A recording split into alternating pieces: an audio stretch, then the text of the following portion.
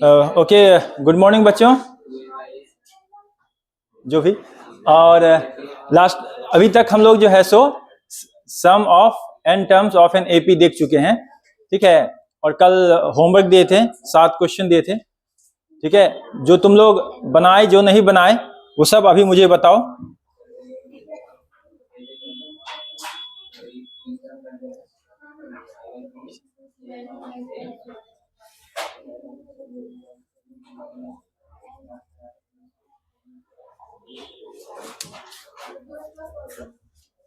ठीक है, कौन सा क्वेश्चन नहीं बना बताओ। एकता, एनी डाउट? बोलो। 19, 15 या 16 जो था बन गया। 15 भी नहीं बना। 15 बना तुमसे रिशु? 15 बन गया।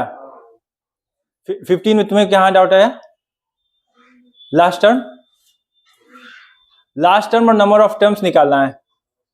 देखो, लास्ट टर्म जो होगा वो 217 के बराबर या उससे छोटा होगा, है ना। तो वो इनइक्वालिटी को सॉल्व करोगे, एन की वैल्यू आएगी n-1 equal to 17, n equal to 18, क्योंकि 18 या 18 से कम में हमारे कॉमन टर्म्स मिलेंगे। n जैसे ही 18 आएगा तुम उसको उसकी वैल्यू रख दोगे, तुम्हारा जो लास्ट टर्म है वो 204 आएगा। उसके अलावा 19 तुमसे बना रिशु? 19, ओके। 19 में क्या था बोलो, डिक्टेट करो कोई।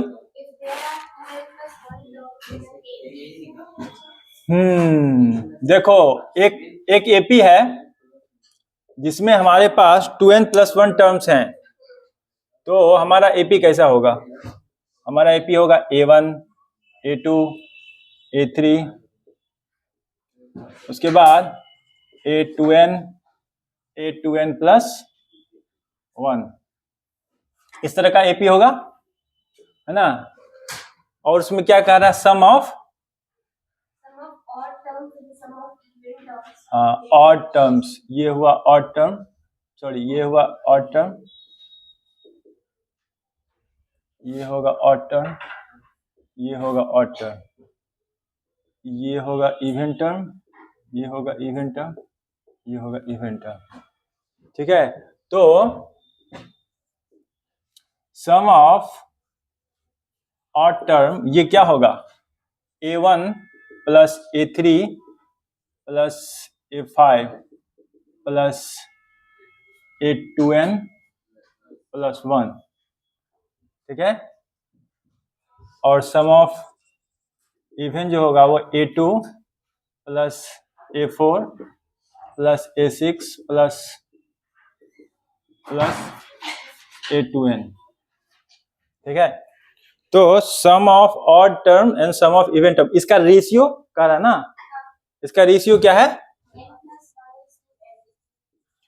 S ऑड, ये दिखाना है, शो करना है ना, to show S odd to S even is equal to n+1 is to n, ठीक है। अच्छा ठीक है, अब तुम ये बताओ इसमें नंबर ऑफ टर्म्स कितने होंगे? नंबर ऑफ टर्म्स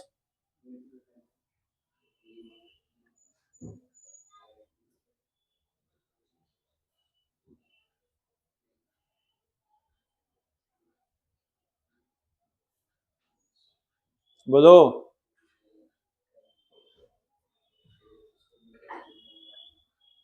इसमें नंबर ऑफ टर्म्स कितने होंगे उसको छोड़ो, इसमें बताओ। 2n, अंजलि, सुधांशु, कल नहीं आई थे, आज देखो और बताओ इसमें नंबर ऑफ टर्म्स कितने हैं? 2, 4, 6, 8, है ना। तो ये क्या है? 2n टाइम्स, है ना। ये हम कर रहे हैं, अगर हम सबको 2 से भाग दे दें तो कितने टर्म्स होंगे? 1, 2, 3, 4 n, कितने टर्म्स हैं? n टर्म्स हैं। इसमें कितने टर्म्स हैं? n terms. और इसमें कितने टर्म हो जाएंगे? अगर इस टोटल टर्म्स 2n+1 है, इसमें n टर्म्स है, तो इसमें कितना होगा? n+1। ठीक है, तो S odd is equal to, अगर हम इसके कॉमन डिफरेंस को d मान लेते हैं, ठीक है, let CD equal to D, इसीलिए S odd is equal to A, और फर्स्ट टर्म को A मान लेते हैं, ठीक है। ऐसा लिखेंगे तो इस सब को हम T के रूप में लिखना चाहिए, है ना, तब ठीक है। तो उतार नहीं रहे कोई? हाँ, पहले समझना है, उसके बाद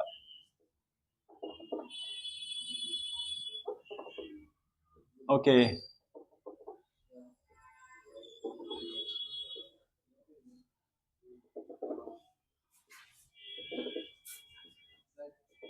हाँ बोलो। हाँ हाँ जरूर जाओ।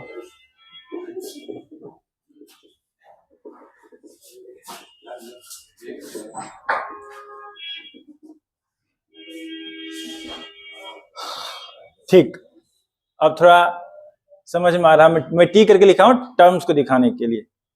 तो एस ऑड इक्वल टू क्या होगा? नंबर ऑफ टर्म्स कितने हैं? n+1 divided by 2। First term क्या है? a प्लस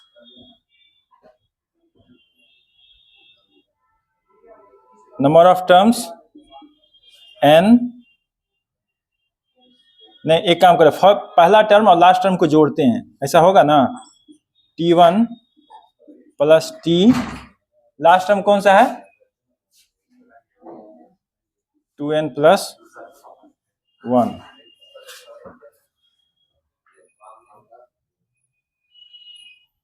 है ना? तो n+1 डिवाइडेड बाय 2, और यहां पर होगा a प्लस, और इसको कैसे डिफाइन करेंगे? इसको डिफाइन करेंगे a plus 2n+1 minus 1 into d, यही होगा।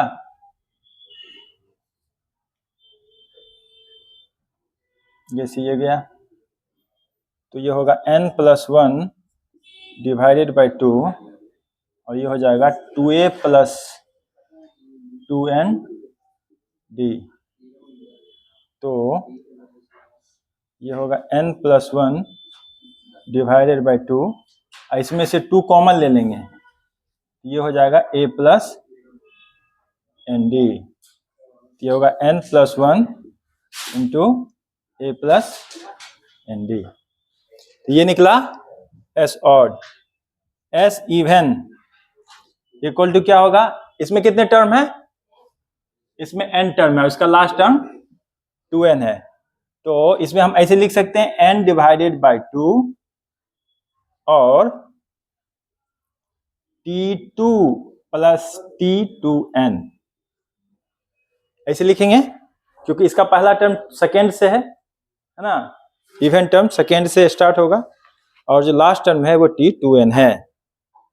तो अब इसका एक्सपेंशन करेंगे तो n डिवाइडेड बाय 2, ये t2 क्या होगा? a plus D, a plus D, और t2n a plus 2n minus 1 into D.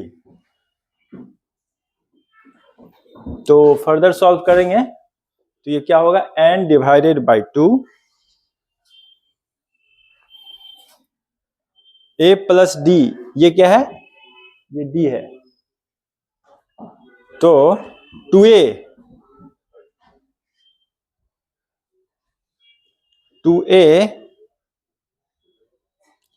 Plus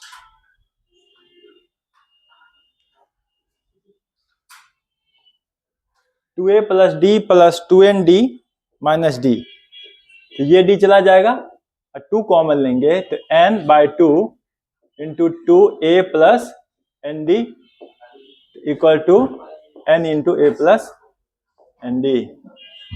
therefore S odd divided by S even equal to कितना होगा, वहां से जो रिजल्ट आया है n+1 into A plus N D divided by n into A plus N D equal to n+1 is to n। Show करना था, prove करना था, प्रूव। और कौन सा नहीं बना?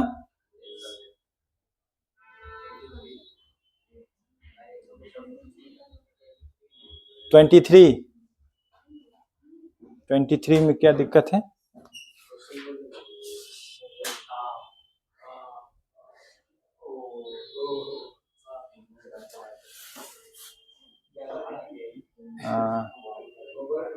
ओवरफ्लो। ओके टेल मी।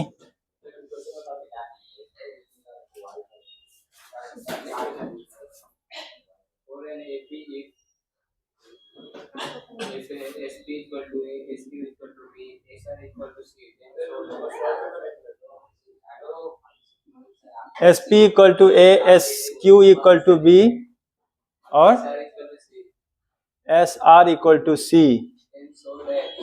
एक मिनट रुको टू शो दैट। हाँ अब बोलो। ए बाई पी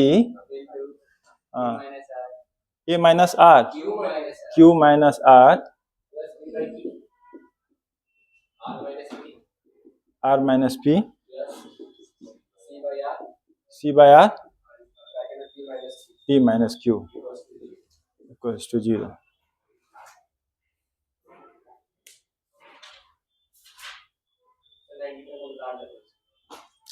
अच्छा हाँ, इसको सॉल्व, अच्छा पहले उतार लो और देखो इस स्टेप में कोई दिक्कत तो नहीं, तब मैं बताता हूँ। एक मिनट समझ लो।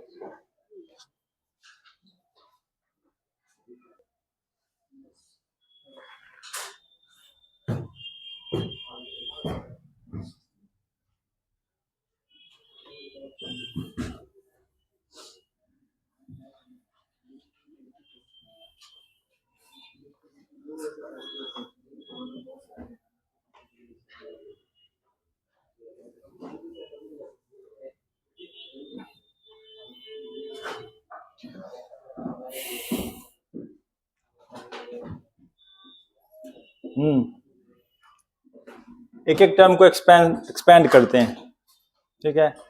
एस पी इक्वल टू ए, तो एस पी इक्वल टू यहीं पे लिख देता हूं। एस पी इक्वल टू क्या होगा, P divided by 2 into, okay एक टर्म छूट गया, हम लोग को फर्स्ट टर्म नहीं पता है ना, वो लिखना चाहिए। Let the first term be X, पहला टर्म एक्स मान लेते हैं, ठीक है। अब हम लोग लिखते हैं S P equal to A equal to पहला टर्म, ये एस पी है तो P divided by 2x plus P minus 1 into D equals to क्या हो गया, ए, है ना। अब हम इसे एक चीज का एक रिलेशन निकालते हैं। देखो ए बाई पी है तो हम पी को इधर भेज देते हैं, 2a by P, 2a by P equal to 2x plus P minus 1 into D, इसको फर्स्ट मान लेते हैं। इसी तरह से S Q equal to B, तो Q by 2 into 2x Q minus 1 into D, इससे हमारा क्या निकलेगा, 2b by Q equal to 2x plus Q minus 1 into D.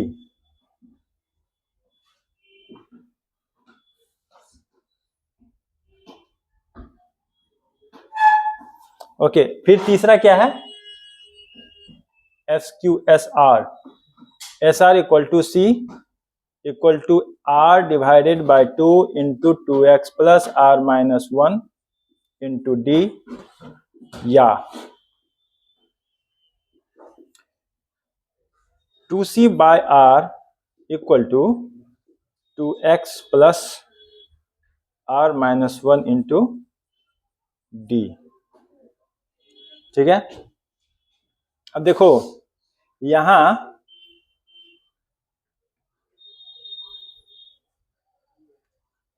पे देखो a बाई पी का टर्म जो है में 2 से मल्टीप्लाई है और q माइनस आर नहीं है। तो अगर हम पहले टर्म में दोनों तरफ q माइनस आर से मल्टीप्लाई कर दें तो ये टर्म मिल जाएगा ना। From 1 multiplying q minus R both sides, क्योंकि q माइनस आर नहीं है हमारे पास।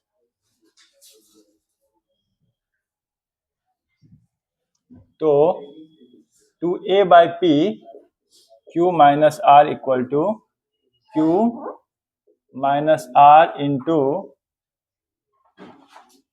2x plus p minus 1 into D.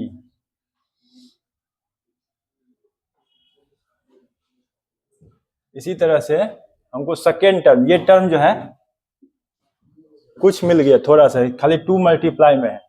अच्छा 2 हम कॉमन ले लेंगे, इसको मान लेते हैं fourth. From second multiplying R minus P both sides, दोनों तरफ r माइनस पी से मल्टीप्लाई करते हैं तो 2b divided by q into R minus P equal to R minus P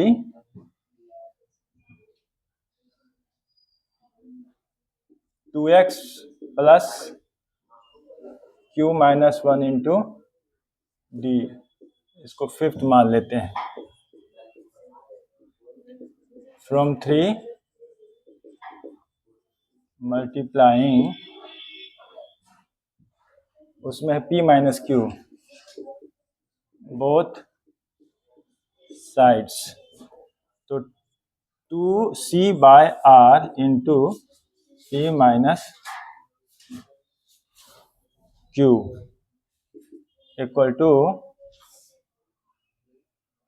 क्या होगा, यहाँ होगा p minus Q into 2x plus q minus 1 into sorry R minus 1 into D.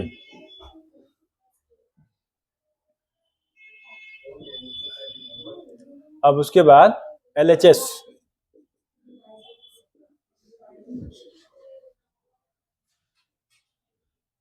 में है a divided by p q minus R, b divided by q r minus p, c divided by r p minus q।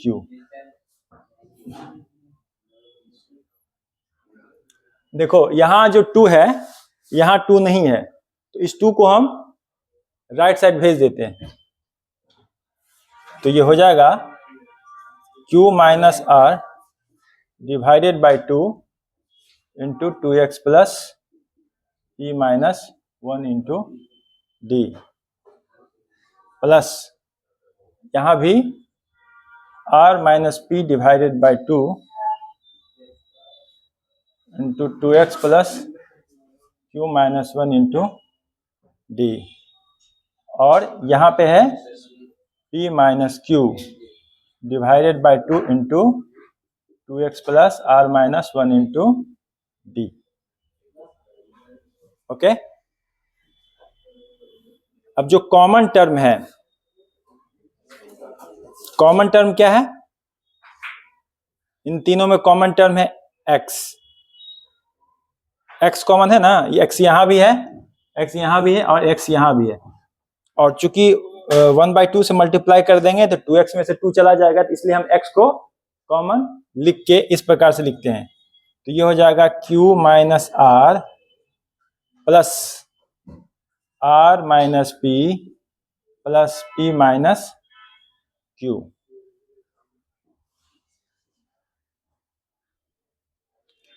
और इसको जब अंदर multiply करेंगे तो यहाँ पे d/2, यहाँ पे भी d/2, यहाँ पे भी d/2, तो वहां पे क्या कॉमन है?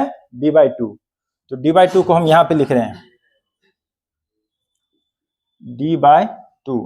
तो यहां से मिलेगा q minus R into P minus 1, q minus R into P minus 1। यहां से मिलेगा r minus P into Q minus 1, और यहां से मिलेगा p minus Q into R minus 1।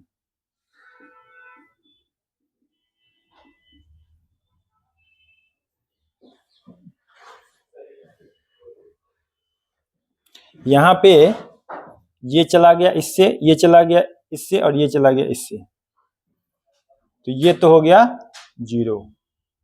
और यहाँ पे d/2 है, तो अब इसका एक्सपेंशन करते हैं। तो ये हो गया PQ minus PR, PQ minus PR minus Q plus R, minus Q plus R। यहां से QR minus PQ minus R plus P। यहां से PR minus QR minus P plus Q। PQ गया PQ से, PR गया PR से, Q गया Q से, P गया P से, R गया R से, QR गया QR से, equal to 0, equal to RHS।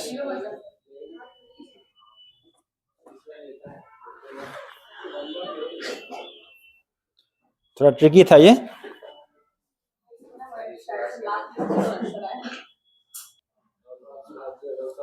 अब तो होमवर्क का सारा डिस्कशन हो गया। चलो वेरी गुड। अब जो है आज के क्लास में प्रस्थान करते हैं।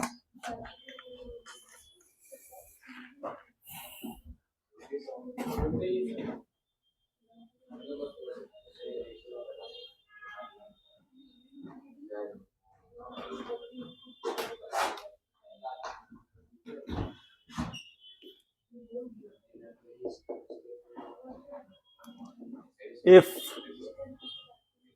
the ratio between, मैं एग्जाम्पल एक बता रहा हूं, the sums of n terms of two arithmetic progressions is 7n plus 1, 4n plus 27. Find the ratio of their 11th term. देखो ये एग्जाम्पल में तुम्हें सम का रेशियो दिया हुआ है, ठीक है। सम का रेशियो इस प्रकार से दिया हुआ है कि Sn एक अरिथमेटिक प्रोग्रेशन का Sn, ध्यान दो बाबू, ध्यान दो। देखो Sn पहले अरिथमेटिक प्रोग्रेशन का और Sn दूसरे अरिथमेटिक प्रोग्रेशन का, उनका रेशियो इस प्रकार से है। और पूछ रहा है कि जब हमको ये दिया है तो हमको उसके टर्म का रेशियो निकालना है। ठीक है, तो क्या करेंगे, इसमें Sn वाला फॉर्मूला लगाएंगे और Sn वाले फॉर्मूला को n वाले फॉर्मूला यानी कि Tn वाले फॉर्मूला में कन्वर्ट करने का प्रयास करेंगे। और उसके लिए एक कन्वर्जन हमें टर्म्स के आधार पे Sn के लिए जो नंबर आ रहा है उसके लिए करना पड़ेगा। ठीक है, बस वो करने के बाद तुमको जो Tn का जो रेशियो है वो तुम्हें मिल जाएगा। ये Sn1 है, ये Sn2 है, ये पहला अरिथमेटिक प्रोग्रेशन, ये दूसरा अरिथमेटिक प्रोग्रेशन है। ठीक है, करोगे कोशिश? ठीक, करो। ये मिटा दूं?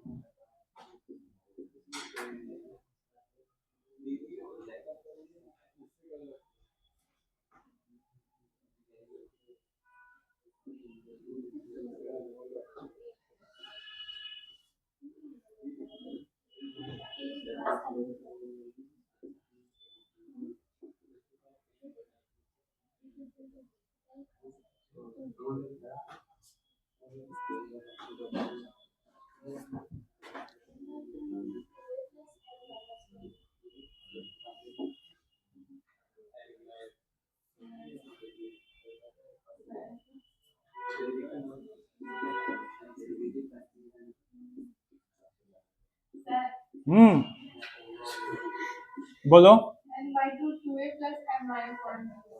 ओहो, थैंक यू।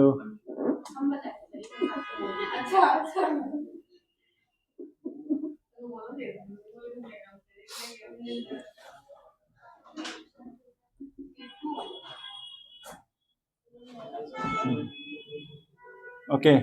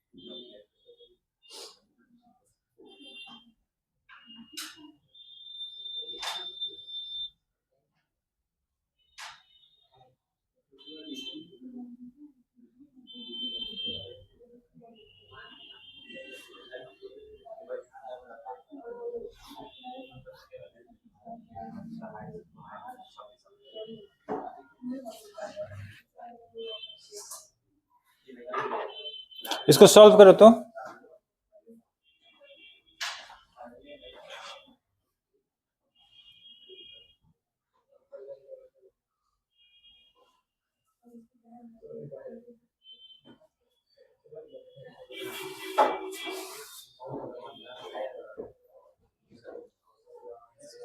इसको ये इसकी वैल्यू सिंप्लीफाई करो तो किससे डिवाइड होगा? हाँ,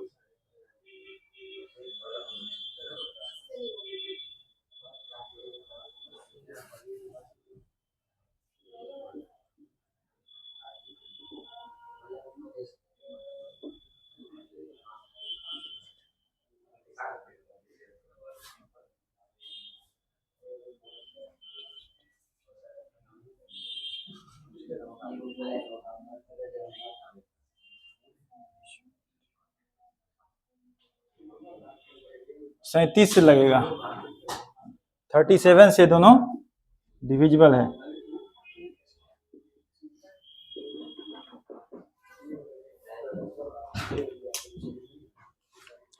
थर्टी सेवन प्राइम नंबर है, उससे लग जाएगा।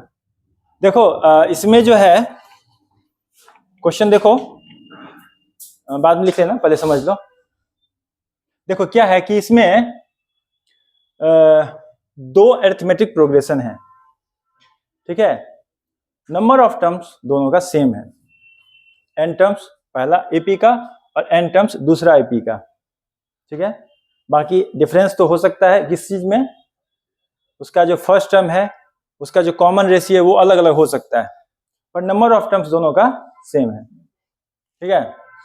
तो कह रहा है कि दोनों अरिथमेटिक प्रोग्रेशन के n टर्म्स का जो सम है उसका जो रेशियो है वो इस प्रकार से है, ठीक है। देखो यहाँ भी n है, यहाँ भी n है, इसे पता चलता है कि दोनों में हम n टर्म्स लिए हैं। तो हम जो है उसका फॉर्मूला लिख दिए, ठीक है। इस फॉर्मूला में देखो यहाँ पे 1/2 है, इसे हम डिवाइड कर देंगे, क्योंकि हमें फुल एक्सपेंशन के साथ जो है सो देखना है कि जो n टर्म्स जो है n मैं यहाँ पे कैंसिल आउट कर सकता हूँ क्योंकि जो कॉमन है, पर जो 1/2 है अगर इसका कोई सिग्निफिकेंस है तो हम उसको पहले अंदर में मल्टीप्लाई करके प्रॉपर एक्सपेंशन करेंगे, ठीक है। अब देखो यहां तक आ रहा है, ये क्या है, Sn का टर्म है। Sn का रेशियो जो है सो गिवन है, Sn1 और Sn2 दोनों का जो रेशियो है वो दिया हुआ है। हमको क्या निकालना है, हमको टर्म का रेशियो निकालना है। सम का रेशियो दिया है और टर्म का रेशियो निकालना है। तो जो टर्म का रेशियो है उसको हम निकालेंगे, वो हमको ये वैल्यू फाइंड करनी है, A1 + 10d1 और A2 + 10d2। यहाँ पे ये जो वैल्यू है यहाँ पे 10d1 है और 10d2 है, और हम जो यहाँ पे किए हैं a1 plus n-1 divided by 2d1, a2 plus n-1 divided by 2d2। तो देखो इससे कोरिलेट करो इसको, ये वैल्यू निकालनी है और हमको ये पता है। अननोन क्या है? अननोन n है, ठीक है। अननोन क्या है? n। n अगर हम जान जाएंगे तो n की किस वैल्यू के लिए ये जो है सो इस प्रकार से दिखेगा। n की जो वैल्यू 21 यहां पे रखेंगे तो 21 माइनस 1 20 डिवाइडेड बाई 2, ये इस प्रकार से बन जाएगा और हमें ये फाइंड करना है, ठीक है। तो उसको निकालने के लिए हम ये जो टर्म है इसकी जगह पे हम 10 रख सकें, इसके लिए हम n को 21 वैल्यू यहां पे हम अप्लाई करेंगे। आंसर 10 पूछ रहा है ना, 11th टर्म का पूछ रहा है वैल्यू, 11th टर्म का रेशियो पता करना है। 11th टर्म को कैसे लिखेंगे? T11 equal to A1 plus 11 minus 1 into D1, A2 plus 11 minus 1 D2। ये रेशियो पूछ रहा है, उसको हम इस प्रकार से एक्सपेंड किए हैं जो कि ये आया है, ये वैल्यू पता करना है और हमको मालूम ये है ना। इसको क्यों सिंप्लीफाई किए? इसको इसलिए सिंप्लीफाई किए ताकि हम इस प्रकार के टर्मिनोलॉजी में इसको रिप्रेजेंट कर सकें, तब दोनों को कंपेयर करके हम n की वैल्यू निकालकर तब हम यहां पर सब्स्टिट्यूट कर सकें, समझे। और तब हम जो टर्म का रेशियो है वो फाइंड कर सकेंगे। ये जो है 37 से डिविजिबल है ऊपर नीचे, और जो सिंप्लीफाइड आंसर होगा वो 4:3 होगा। कोई डाउट? देखो समझो, और डाउट है तो पूछो।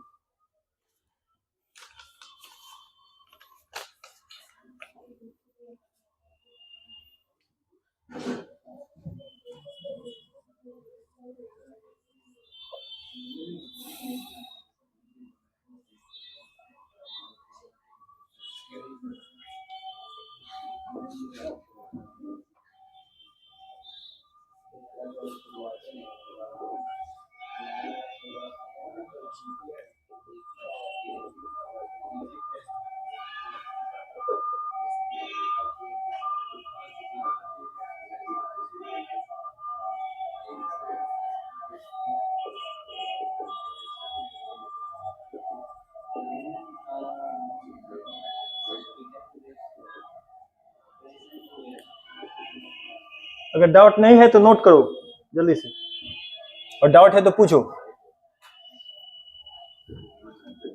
समझ में आ गया ना?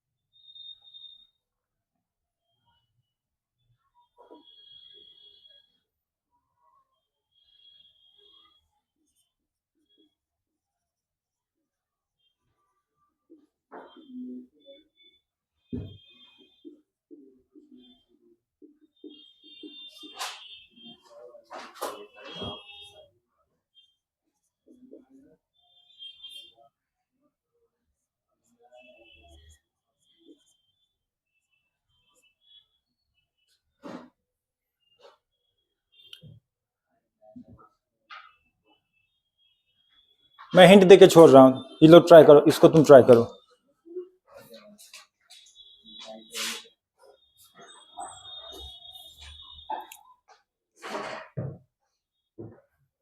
देखो ये रूट्स हैं, सम ऑफ रूट्स क्या होगा, alpha plus beta equal to minus of -2/1 equal to 2, alpha beta equal to a/1 equal to a। ठीक है, उसके बाद gamma delta are roots of x² minus 18x plus b equal to 0। तो gamma plus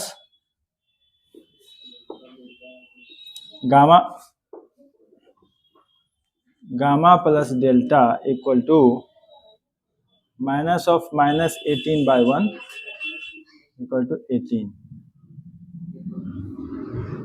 और gamma into delta equal to b/1 equal to b।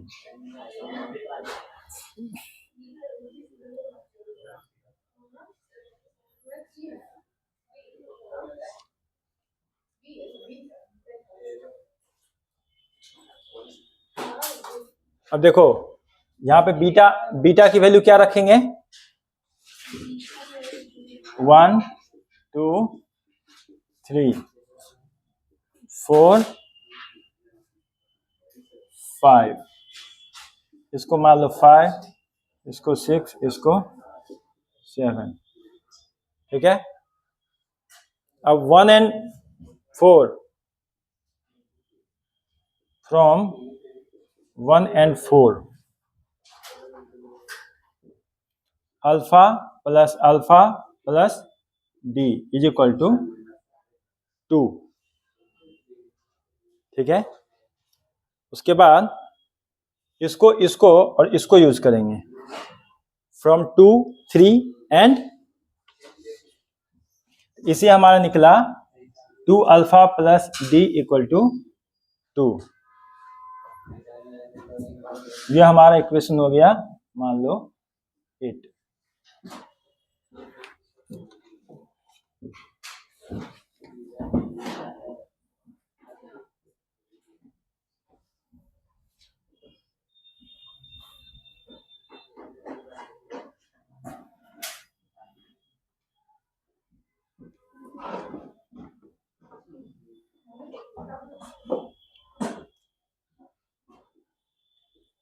From second, third and 6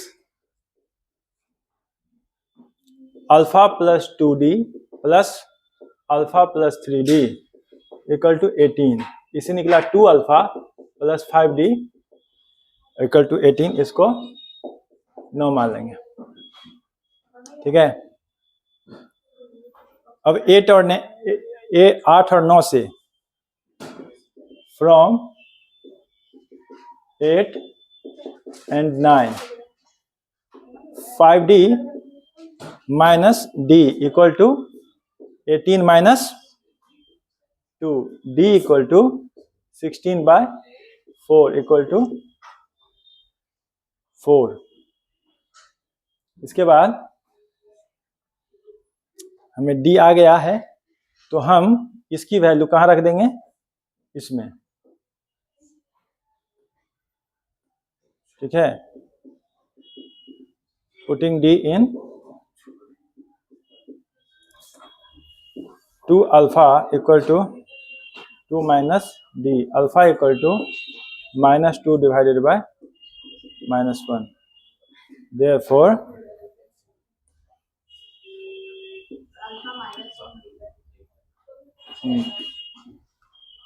alpha -1 और d की value 4 आई है। तो फ्रॉम हमें 5 से, जो 5th है, उससे हमारा a की वैल्यू क्या आएगी, अल्फा बीटा। तो अल्फा की वैल्यू -1 और बीटा की वैल्यू 1 है। तो फ्रॉम 1 and 5, 1 और 5 से -1 इंटू बीटा की वैल्यू है अल्फा प्लस डी, यानी कि -1 + 4 इक्वल टू -3 और from 2, 3 and 7 B is equal to gamma delta equal to -1 plus 2 into 4 into -1 plus 3 into 4 equal to 7 into 11 equal to कितना आया बीटा बी 77। सही, ए की वैल्यू -3 और बी की वैल्यू 77। इसमें क्वाड्रेटिक इक्वेशन के रूट का भी यूज हुआ है और जो हमारा एपी का जो टर्मिनोलॉजी है उसका भी यूज हुआ है। ठीक है, जल्दी से नोट डाउन करो।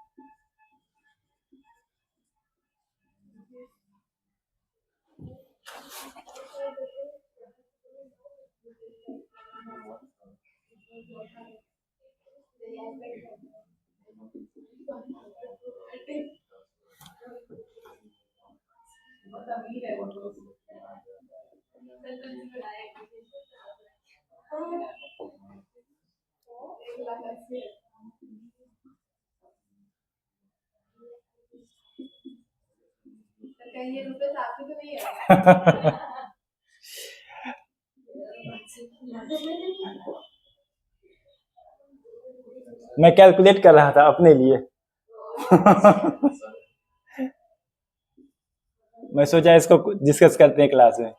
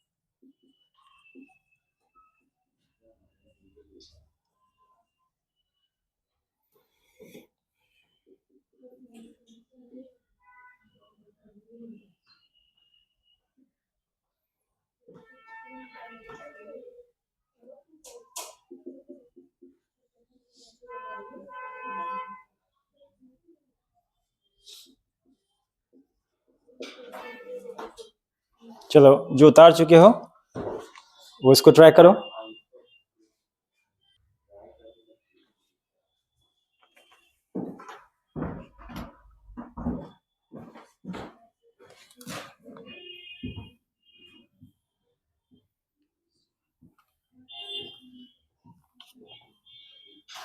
तुम लोगों को एपी में लैंग्वेज वाले भी क्वेश्चंस मिलेंगे। ठीक है, ये एक एग्जांपल है और भी तुम लोग देख सकते हो।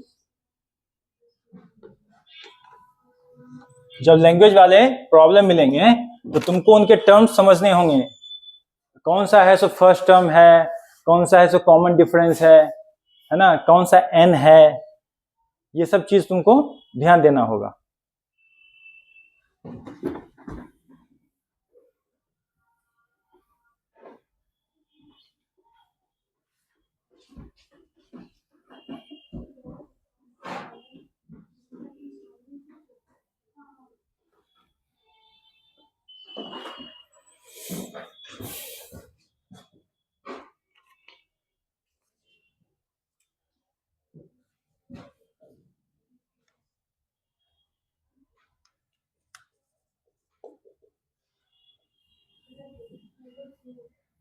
देखो, पहला इंस्टॉलमेंट जो देगा वह वो कितने का देगा?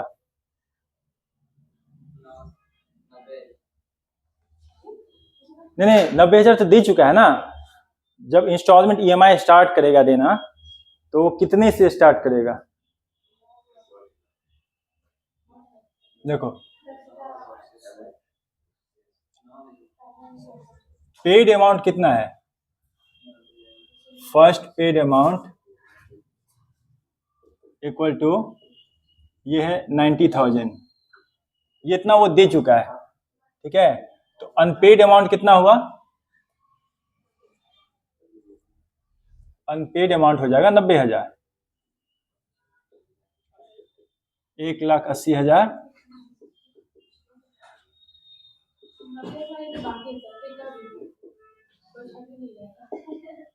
वही तो नहीं है यूरोपीएस के पास, इसलिए बेचारा कह रहा है कि ठीक है धीरे धीरे देंगे। याद है एक टाइम पे लोग किडनी बेच के तो आईफोन खरीदते थे जब आईफोन 10 आया था इतना ज्यादा लोग क्रेजी हो गए थे। चलो ठीक है, अब देखो फर्स्ट इंस्टॉलमेंट, पहला इंस्टॉलमेंट जो होगा वह एक ना, टोटल इंस्टॉलमेंट कितने में देना पड़ेगा उसको? 10। Number of instalment,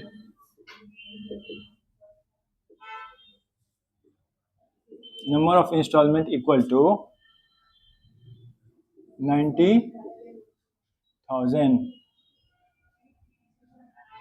divided by 9,000 equal to 10, ठीक है। क्योंकि वो बोल रहा है कि 9,000 रुपया हर बार देगा, है ना, और 9,000 में फिर कितना उसको एक्स्ट्रा देना पड़ेगा? 12%, जो बच गया है अमाउंट उसका 12% देगा, ठीक है। इसीलिए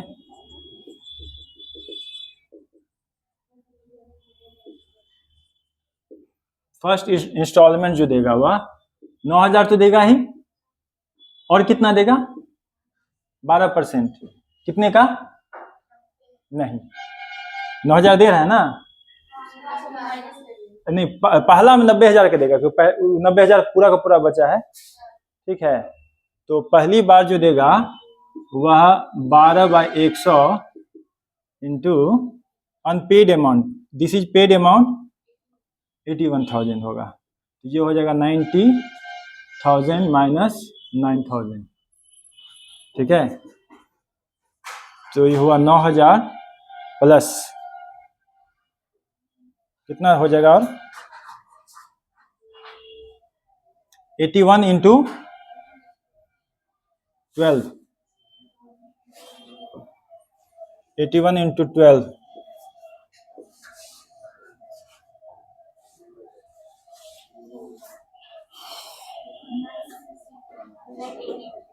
हम्म,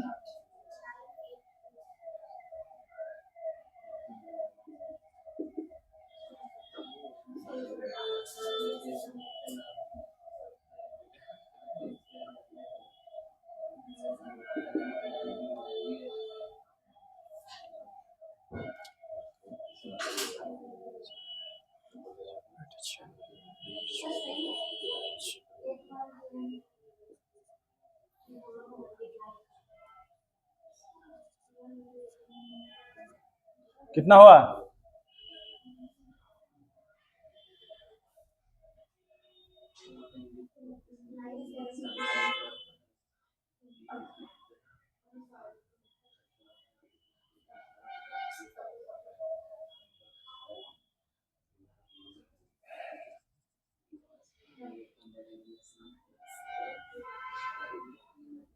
नाइन 720, ये हो जाएगा 18,720।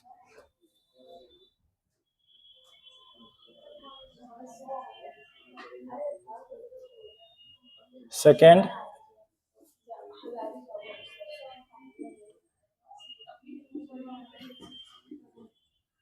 9,000 प्लस 12/100 इंटू 81,000 माइनस 900, ये कितना होगा?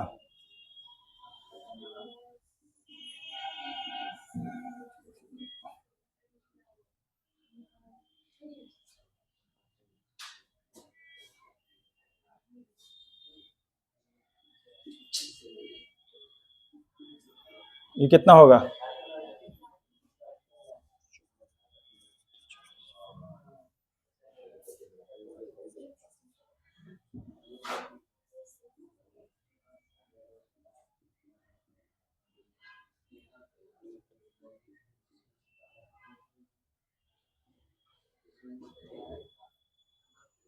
इस दोनों के बीच का डिफरेंस बताओ। अब देखो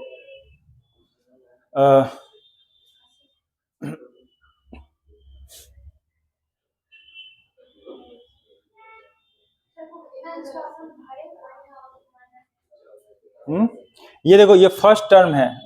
हाँ,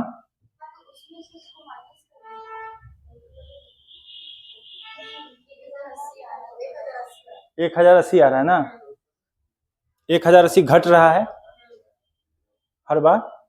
तो जो कॉमन डिफरेंस है वह कितना आ रहा है?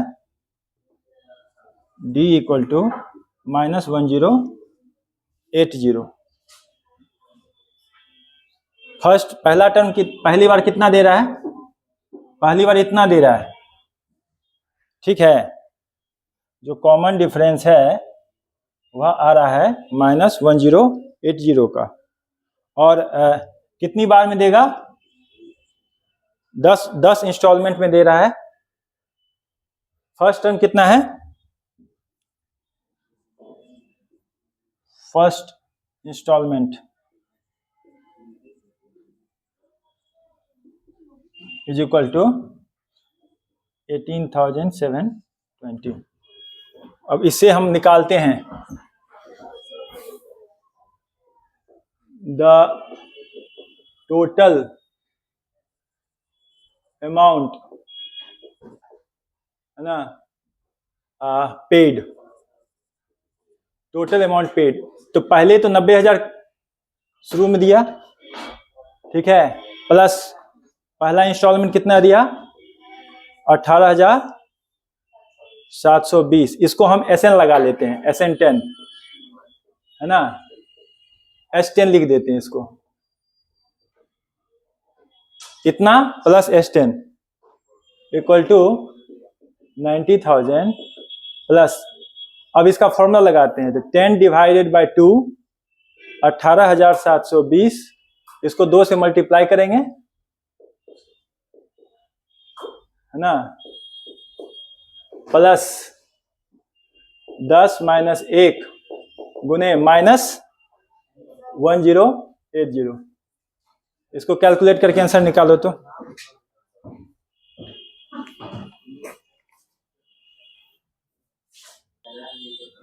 कितना है आंसर? 2,28,600। तो रुपेश भैया को इतना लगेगा टोटल।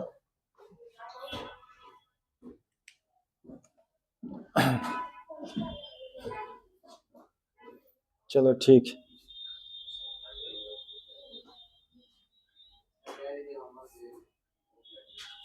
एक्चुअली ये नया टॉपिक है अर्थमेटिक मीन का, ना करें शुरू।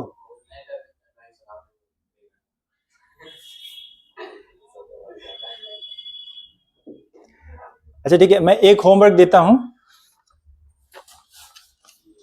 वो मैं, हाँ एक ही दे रहा हूं क्योंकि उसका मैं एक्चुअली आंसर नहीं निकाल पा रहा था। ठीक है, तुम लोग को दे रहा हूं, तुम लोग ट्राई करना, ठीक है। कल मैं उसको फिर से देखूंगा। वो बस देखो, ये मैं example number 27 as a homework दे रहा हूं, तुम लोग ट्राई करो, मैं भी ट्राई करूंगा, और कल हम लोग इसको डिस्कस करेंगे। If A, B, C, D are distinct integers, इसको मैं अंडरलाइन कर दिया, उस पर ध्यान देना। Forming an ascending AP such that D equal to A square plus B square plus C square, then the value of a plus b plus c plus d. इसका answer 2 दिया हुआ है, ठीक है, पर मुझे एक्चुअली इस पे डाउट हो रहा है, इसलिए तुम लोग सॉल्व करो, मैं भी सॉल्व करूंगा ढंग से इसको। इसका सॉल्यूशन मुझे क्लियरली डाउटफुल लग रहा था, क्योंकि सारे एस्पेक्ट इसका है सो नहीं देख रहा था, है ना। तुम लोग इसको सॉल्व करना। इसमें क्या है ना, क्वाड्रेटिक इक्वेशन बनेगा और 2 बाई क्वाड्रेटिक टाइप का बनेगा। क्वाड्रेटिक है, उसको सॉल्व करेंगे, उसका सॉल्यूशन भी एक क्वाड्रेटिक इक्वेशन होगा, जिसके कारण देखो, जैसे कि देखो ये किसमें है, ये एपी असेंडिंग एपी है, ए बी सी डी। तो ए को फर्स्ट टर्म मान लेते हैं, तो बी इक्वल टू क्या होगा, A plus capital D, C equal to A plus 2d और D equal to A plus 3d। A plus 3d equal to A square plus A plus D whole square plus A plus 2d whole square. ये इस प्रकार से quadratic बनेगा। अब इसमें क्या है ना, पहले डी के लिए सॉल्व करना है, क्योंकि डी क्या है, कॉमन डिफरेंस है। अब डी की 2 वैल्यू है, एक पॉजिटिव एक नेगेटिव, है ना, क्योंकि हमें रियल वैल्यू चाहिए। तो जहां पे भी डी रियल सॉल्यूशन दे सकता है, उस रेंज में हम देखेंगे, तब हम ए के लिए निकालेंगे, ए के लिए सॉल्व करेंगे। पहले क्वाड्रेटिक इक्वेशन बनेगा in terms of D. D के लिए सॉल्यूशन निकालोगे। अब डी के लिए जो सॉल्यूशन आएगा, उसमें जो इसका डिस्क्रिमिनांट होगा, डी के लिए जो सॉल्व करें उसमें जो डिस्क्रिमिनांट होगा वो रियल वैल्यू होना चाहिए, वो इमेजिनरी नहीं हो सकता है, ठीक है। क्योंकि हमेशा जो ये देता है, जो हमारा कॉमन डिफरेंस है, वो क्या हो सकता है, वो निश्चित रूप से एक रियल वैल्यू होगा। और जब रियल वैल्यू होगा, तो जब इसके लिए सॉल्व करेंगे, तो इसके जो क्वाड्रेटिक इक्वेशन का जो डिस्क्रिमिनांट होगा, उसको ग्रेटर देन 0 लिखेंगे। अब वो जो होगा, वो भी एक क्वाड्रेटिक इक्वेशन के फॉर्म में होगा, तो एक इनइक्वालिटी ऑफ क्वाड्रेटिक इक्वेशन होगा, ठीक है। उसके लिए तुम ए निकालोगे, ए की वैल्यू निकालोगे, तो ए एक रेंज में आएगा, ए की जो वैल्यू होगी वो रेंज में आएगी। अब यहां पे देखो, डिस्टिंक्ट इंटीजर होना चाहिए, ए की वैल्यू निश्चित रूप से इंटीजर ही हो सकता है। तो हमारी वैल्यू क्या क्या आ रही थी, -1, -2, -1, 0, 1 और 2, इतना आ रहा था मुझे, और उसमें कह रहा था कि नहीं, हम 3 ही ले सकते हैं। तो मैं पूछ रहा हूं कि क्यों ऐसा। तुम लोग भी ट्राई करना, तब हम लोग कल देखेंगे इसको।